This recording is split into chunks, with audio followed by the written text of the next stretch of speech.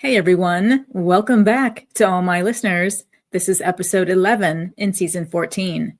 Today is Wednesday, March 12th, 2025. My name is Sonal Patel, and this is the Paint the Medical Picture podcast series. All right, you guys, let's go ahead and start into today's episode. It's going to be featuring my Newsworthy feature on the OIG Work Plan update for the month of February 2025. Of course, it is always highlighted on the second Wednesday of each month. Now, in my trusty tip, I'm going to go ahead and focus on oral anti-cancer drugs and how to avoid the billing conundrums for these types of drugs. And of course, I'm going to go ahead and close out and round out today's episode with another remarkable quote on change by Margaret Mead. Today's episode is sponsored by HCPro. HCPro is a leader in healthcare compliance and the mid-revenue cycle training. They offer solutions that enhance organizational performance through education, credentialing, and professional development. With over 30 years of experience, HCPro is the trusted education partner of the nation's leading health systems, top post-acute care facilities, critical access hospitals, regional health clinics, revenue cycle management, and healthcare BPO organizations.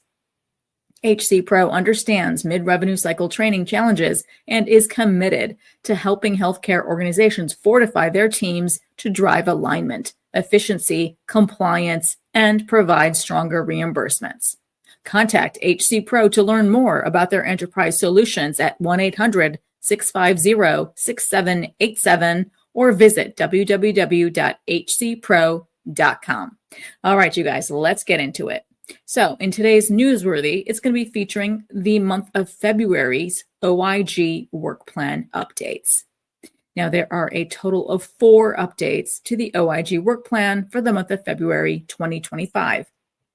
Now, the first update is titled CMS's Use of Surety Bonds to Protect Medicare Part B from Overpayments to Durable Medical Equipment Suppliers.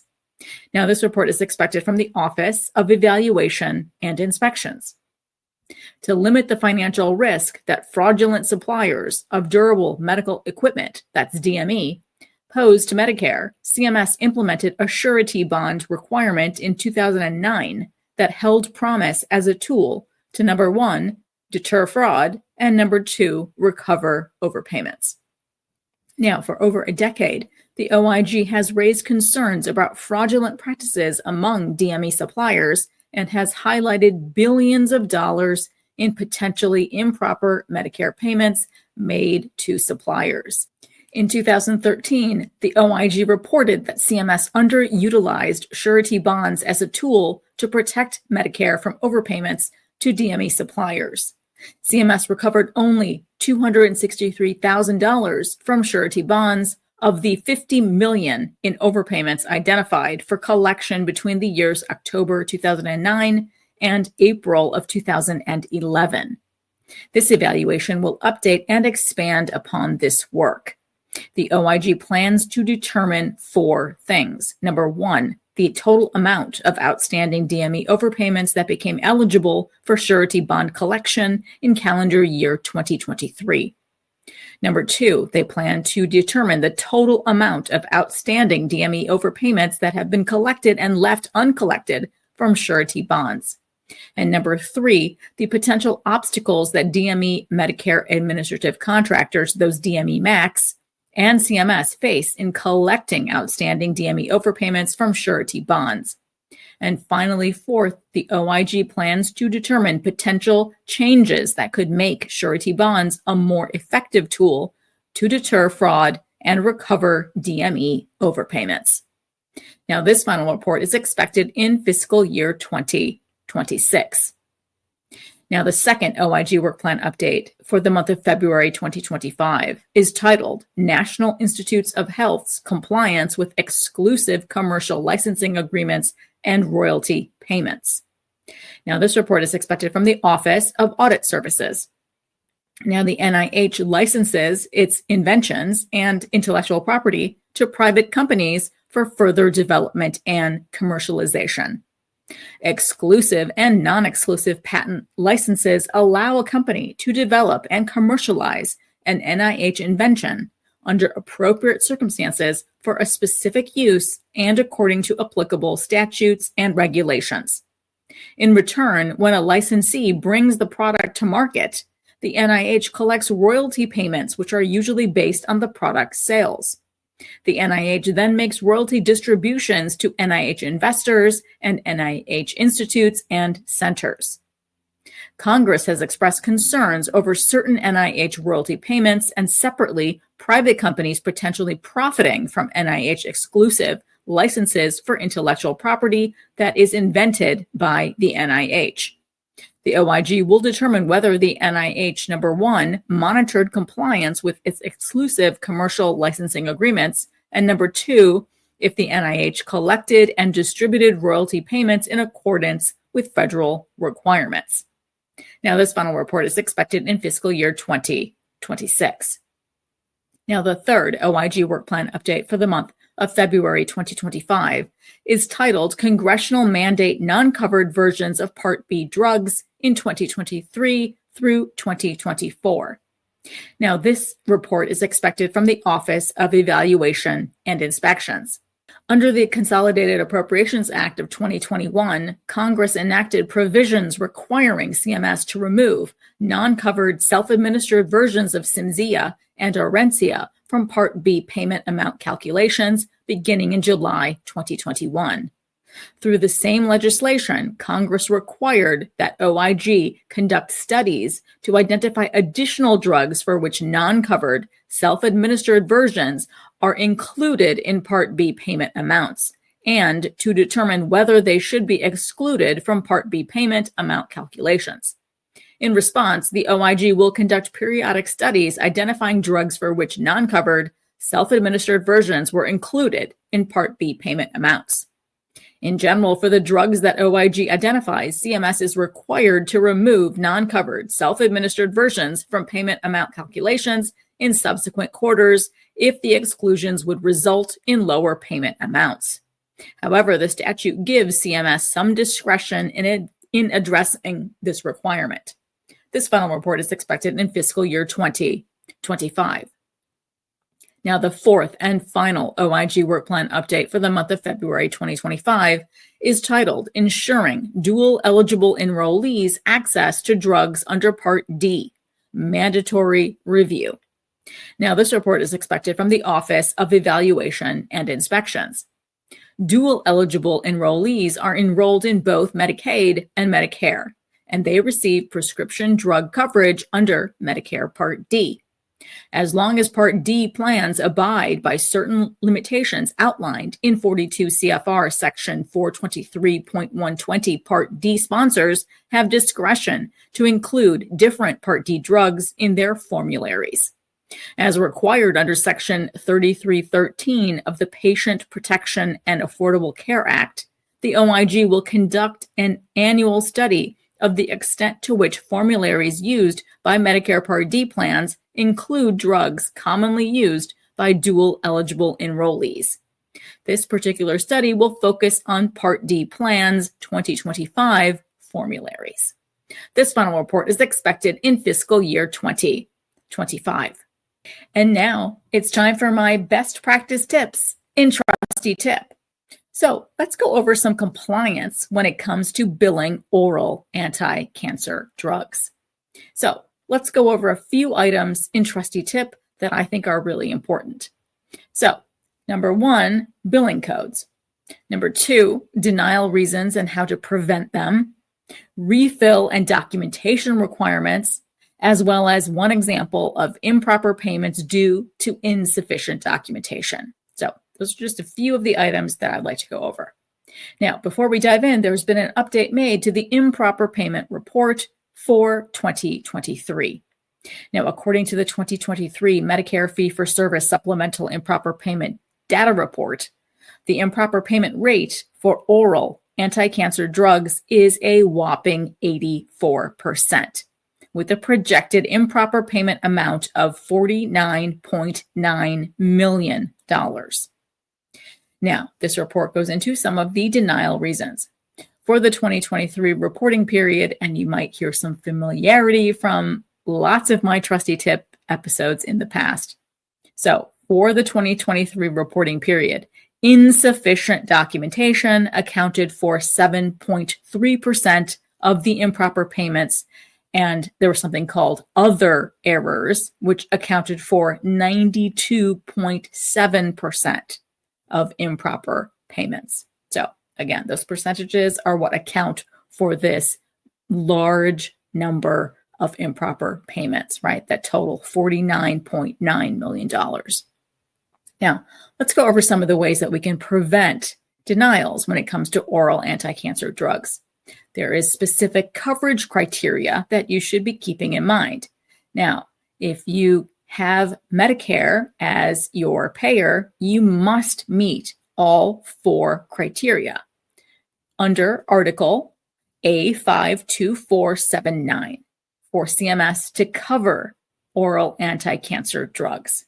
Now, number 1, the criteria is the oral anti-cancer drug has to be an FDA-approved drug or biological. Number 2, it has the same active ingredients as a non-self-administrable anti-cancer chemotherapeutic drug or biological that's covered when given incident to a practitioner's service. The oral anti-cancer drug and the non-self-administrable drug must have the same chemical or generic name as shown by the FDA's approved drug products, what's known as their Orange Book. Also, it should be included in the physician's desk reference, that PDR volume, or any authoritative drug compendium, or when it's ingested, is metabolized into the same active ingredient found in the non-self-administrable form of the drug. Now, number 3, this third criteria that has to be met is this oral anti-cancer drug has to be used for the same anti-cancer chemotherapeutic indications, including unlabeled or off-label uses, as the non-self-administrable form of the drug. And finally, 4th, this oral anti-cancer drug has to be prescribed by a practitioner licensed under state law to prescribe these drugs as anti-cancer chemotherapeutic agents. Now, there's, of course, a lot of fine print that you should read as well, like when CMS limits the quantity of oral anti-cancer drugs dispensed to a 30-day supply only. However, note that prescriptions may be refillable. Now, anti-emetic drugs used with oral anti-cancer drugs. Those 2 forms of drugs go hand in hand, right? The anti-cancer drug will often make people sick, and so they need to be given an anti-emetic drug, so one that reduces your feelings of nausea and discomfort, right? Anti-emetic drugs. Now, CMS covers self-administered anti-emetic drugs billed with HCPCS codes J8498 or J8597 if, again, you meet these criteria. Now, there are 4 here as well. So the anti-emetic drug will be covered if, number 1, it's used with a covered oral anti-cancer drug. Number 2, the anti-emetic drug is covered if it's likely the administered covered oral anti-cancer drug will induce emesis, or vomiting, if you don't administer the anti-emetic drug. Number 3, the anti-emetic drug is covered if you administer the anti-emetic drug within 2 hours before you administer the covered oral anti-cancer drug. Again, it's important that you administer this anti-emetic drug 2 hours before you administer the oral anti-cancer drug. Again, to prevent that level of discomfort, nausea, and vomiting. And finally, 4th, CMS denies the anti-emetic drug as non-covered if you don't meet all of the criteria above, right? 1, 2, and 3 that I just stated. Now, of course, in this particular section of information as well, there's tons of fine print, and that's going to include CMS covers anti-emetic drugs under the oral anti-cancer drug benefit solely for allowing absorption of the covered oral anti-cancer drug. CMS limits coverage to doses of anti-emetic drugs given during the 2 hours before giving the covered oral anti-cancer drug. I hope I explained that really well. That oral antiemetic drug has to be given before, again, to prevent those levels of discomfort, nausea, and vomiting. And finally, CMS does not cover doses of antiemetic drugs given after you give the oral anti-cancer drug. Now, there's also a lot of refill requirements. Now, for our durable medical equipment, prosthetics, orthotics, and supplies, our DME POS items and supplies provided on a recurring basis. Base your billing on prospective, not retrospective use. That's also important to indicate in documentation. Now, let's move into, nicely, documentation requirements. Now, to justify payment, you must meet specific requirements when ordering DME POS. And I've gone over this in years past, right? And nothing has changed. You still are required to have an order and proof of delivery. So let's dive in. So, example of one really good clear-cut improper payment due to insufficient documentation for antiemetic drugs in conjunction with anti-cancer drugs. Hopefully this quiz, all of my audience will pass because I think I stressed all of the most important points in this example. Now, for example, quote, a supplier bills a claim for HCPICS code J8498. Again, that's that antiemetic drug, right? And submits the following documentation per the review contractor's request. So again, that MAC is coming back to you. They did not pay that claim. They want to request for documentation. Or they did pay that claim and are considering it to be an overpayment, an improper payment, right? So they're asking for documentation. So what did this provider actually send in?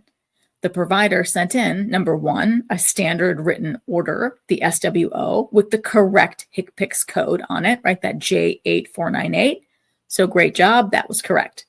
Number two, the treating practitioner's medical record that does not have complete documentation of continued use. That one might be a no-no. And then finally, third, the practice sent in the proof of delivery. So great job for the DME standards in general, right? You must have an order and a proof of delivery. But that item number two was what went a little bit wonky, right? The treating practitioner's medical record did not have the complete documentation of continued use of the oral antiemetic drug and the oral cancer drug. So what documentation was missing? Exactly. The patient's medical documentation does not support the requirement of continued use of the anti-cancer or antiemetic drug. So what will happen next? Go figure. It's going to be that review contractor, that MAC, that completes the claim as insufficient documentation error, right? That whopping 90-something% that comes out. Insufficient documentation error. And the Medicare administrative contractor recoups the payment. Okay, so that's not a good look. So proactive recommendation tips are always to justify that payment from the CMS. The certifying physician must collect and submit proper documentation, including the need for continued use in the treating practitioner's medical record for DME POS to prevent claim denials as well as improper payments. Now, for much more comprehensive information, please look to sections 80.1 and 80.2 of the Medicare Claims Processing Manual, Chapter 17. And finally, I focus Season 14 Spark on change. I want this 14th season Spark to be filled with our world's thought leaders, writers, artists, philosophers, everyone who inspires us with their insights and their wisdom on change. So, in this week's inspiring quote in Spark is from Margaret Mead. Never doubt that a small group of thoughtful, committed citizens can change the world. Indeed, it is the only thing that ever has. Wow, that is so powerful. I love that quote. This quote reminds us that we cannot just expect change to magically happen. This quote inspires us to get up and take action if we want to change something. This quote inspires us to stick together to find our tribe, to make a new one, and start thoughtfully making change happen. I'm happy Margaret Mead's spark still burns brightly and inspires so very many. All right, you guys, that wraps up today's episode. Now, the days are definitely longer and brighter already. It's just been a couple days since the time changed, and I'm so happy. I'm loving the couple of warmer days that I've had. I hope you guys are enjoying them too and making the moments matter. Thank you guys so much for listening on today's episode, and I hope every week with me brings you closer to helping your providers paint a masterpiece. See you next Wednesday.